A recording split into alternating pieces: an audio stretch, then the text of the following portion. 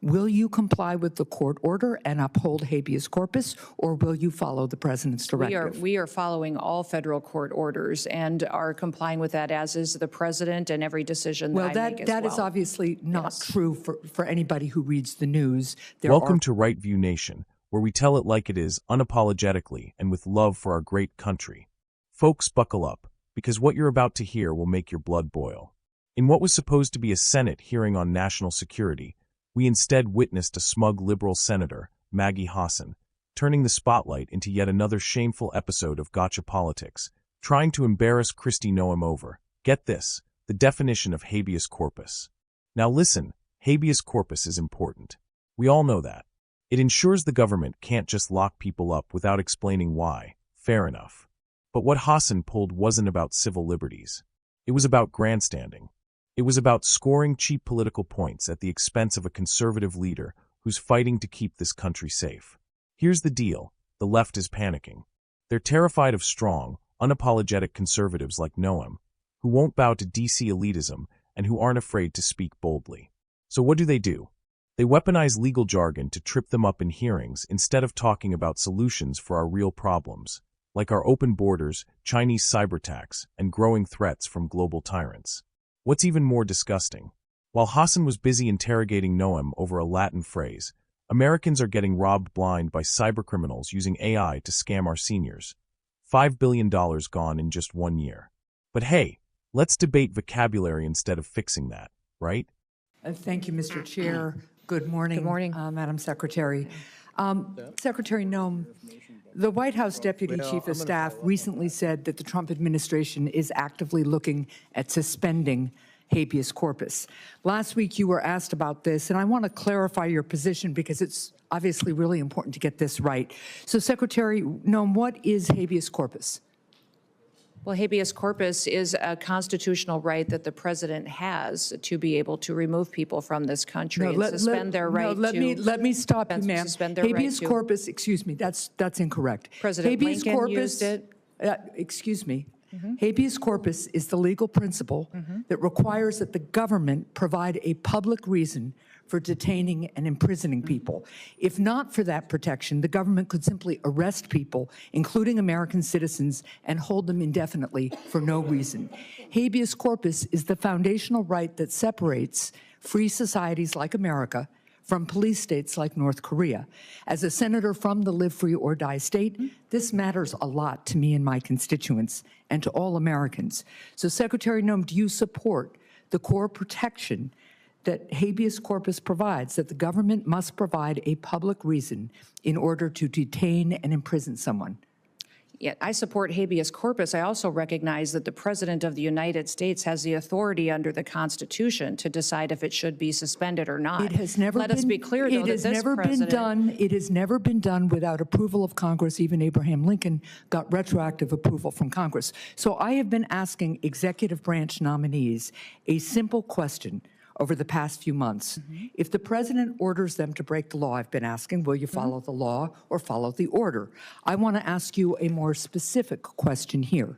If the president tries to suspend habeas corpus and a federal court reverses the president's order, will you comply with the court order and uphold habeas corpus, or will you follow the president's directive? We are following all federal court orders and are complying with that, as is the president, and every decision that I make as well. That is obviously not true for anybody who reads the news. There are federal court orders right now, including returning somebody who was deported mistakenly. But to be clear, this is about a fundamental legal right that ensures that we live in a free society instead of a police state that would have a sham legal system like Russia or North Korea. So I'm glad that you have now committed to following court orders. I'm glad you believe in the basic freedom for Americans if ordered to do so by a court.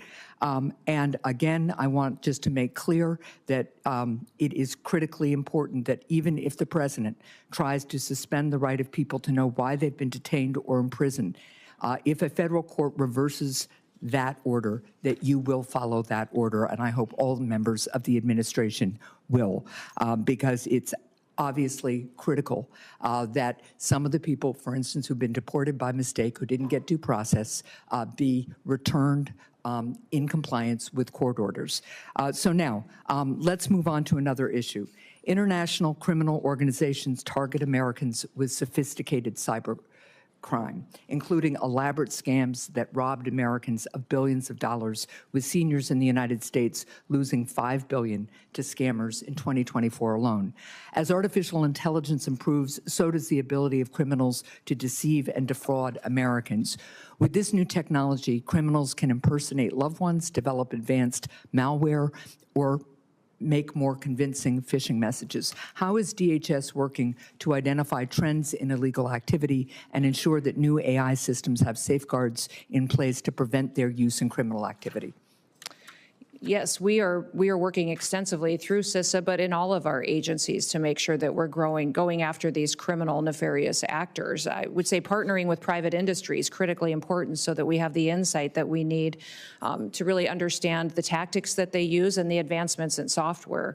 The AI ability that they have to adjust and to supersede some of our systems is incredible. And so investing in those systems is important, but also having the knowledge and bringing everybody to the table and breaking down the silos between our agencies and our intelligence agencies is important, so we all have the information that we need to get. Well, and that gets me to one final point and question here, because Senator Peters began to ask about it. There's been recent reporting that indicates that the Chinese government installed remote access to Chinese-made power inverters in the U.S., raising concerns that the Chinese government could try to disable parts of our power grid.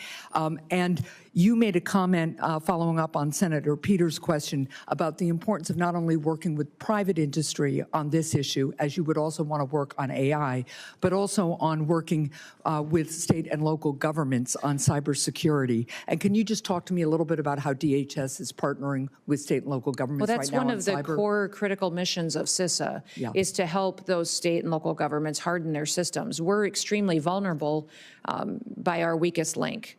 And so when you have a small state that doesn't have the resources it needs to invest in these security operations, then they're vulnerable to attacks and hacking attempts, and they can access our systems. If they have a contract or a system that interfaces with the federal system, it makes us vulnerable as well. So we are responsible for 10 of the 16 critical infrastructures under the Department of Homeland Security, and making sure that China can't come in and shut down our electrical grid, our water systems, things that people rely on every day for their day-to-day lives is very important. So that's why we need these kind of partnerships, is to make sure that we're secure all the way down to our smallest actor that participates. Well, I appreciate that, and I appreciate working more with you on that. Thank you. Governor Noem tried to pivot to the real crisis. Foreign governments, especially China, penetrating our power grid and attacking our infrastructure through tech products we stupidly imported. That should have been the focus of the hearing, not some liberal senator's law school pop quiz. But Hassan didn't care. Nope. She doubled down, painting a dramatic picture of America morphing into North Korea. All because the Trump administration discussed whether or not to suspend habeas corpus in certain extreme conditions. Let me remind you, even Abraham Lincoln did it during a real war. But to the modern left, defending the Constitution apparently only matters when they can weaponize it against conservatives. And here's the hypocrisy. Hassan preaches about following court orders like she's some constitutional saint. But where was her outrage when Biden's administration ignored multiple court rulings on immigration? Where was her passion when illegal immigrants were pouring in, courts were demanding enforcement, and DHS shrugged it off? You see, the left's commitment to law and order only applies when it benefits them politically. Let me say this loud and clear for everyone watching. The United States of America is under attack, not just from foreign hackers, not just from Chinese-made backdoor technology, but from weak, liberal lawmakers more obsessed with optics than security. Kristi Noem stood her ground. She spoke about partnerships with private industry. She emphasized cross-agency cooperation. She stressed the importance of helping smaller states defend their systems so China doesn't flip a switch and shut down your lights, your water, or your communications. Did Hassan acknowledge any of that? Of course not, because acknowledging a conservative's valid point would be too much for her fragile ideology. And here's the other kicker. Instead of helping Noem address the rise of AI-powered cybercrime, The left would rather regulate your free speech online, label patriotic Americans as threats, and spend taxpayer dollars chasing conservative parents at school board meetings. Meanwhile, actual criminals, scammers, and hostile governments get a free pass.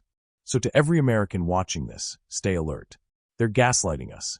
They're trying to make you believe that standing for security, order, and America First principles makes you dangerous. But the real danger?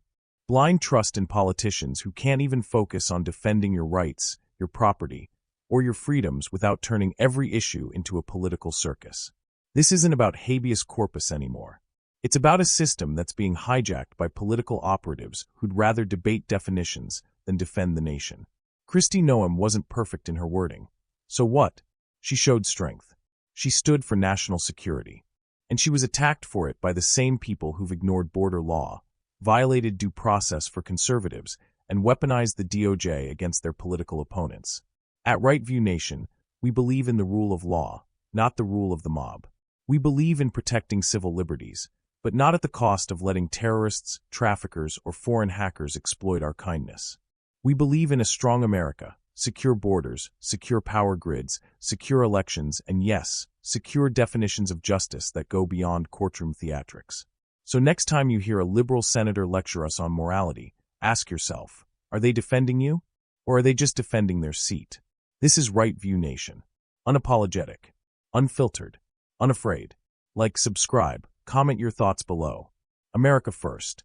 Always.